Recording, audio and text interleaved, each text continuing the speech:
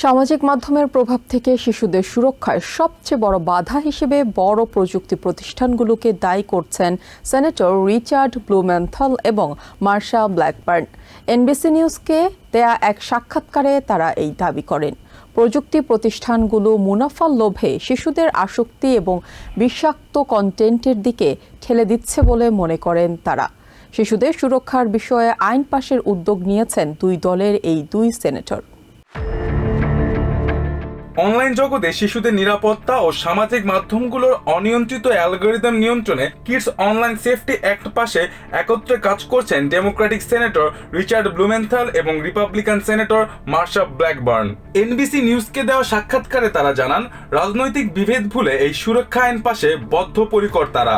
সেনেটররা দাবি করেন, big take প্রতিষ্ঠানগুলো মুনাফার লোভে শিশুদের বিষাক্ত কন্টেন্টের দিকে ঠেলে দিচ্ছে। আগে স্কুল বা খেলার মাঠে বুলিং এর শিকার হলেও এখন ডিজিটাল ডিভাইসের মাধ্যমে শিশুর ব্যক্তিগত পরিসরে এর শিকার হচ্ছে।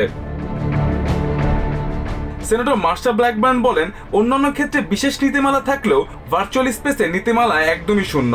2024 সালে সেনেটে কিডস অনলাইন সেফটি অ্যাক্ট বিপুল ভোটে পাশ হলো কংগ্রেসে বাক স্বাধীনতার প্রশ্ন তুলে এটিকে আটকে দেওয়া হয়। এই পদক্ষেপকে বড় বড় প্রতিষ্ঠানে আর্থিক স্বার্থ রক্ষার কৌশল হিসেবে দেখছেন এই দুই সেনেটর।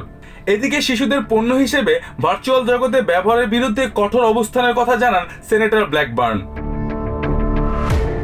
দুই আইন প্রণেতা স্বীকার করেন, তারা ভিন্ন ভিন্ন মতাদর্শের হলেও শিশুদের সুরক্ষার প্রশ্নে কোনো আপোষ নেই। রাজনৈতিক বিভেদ ছাপিয়ে কাজের পরিবেশ এবং পারস্পরিক বিশ্বাসের উপর জোর দেন senator Blumenthal. Mostafa Ashikin Abir, TVN 24 news desk.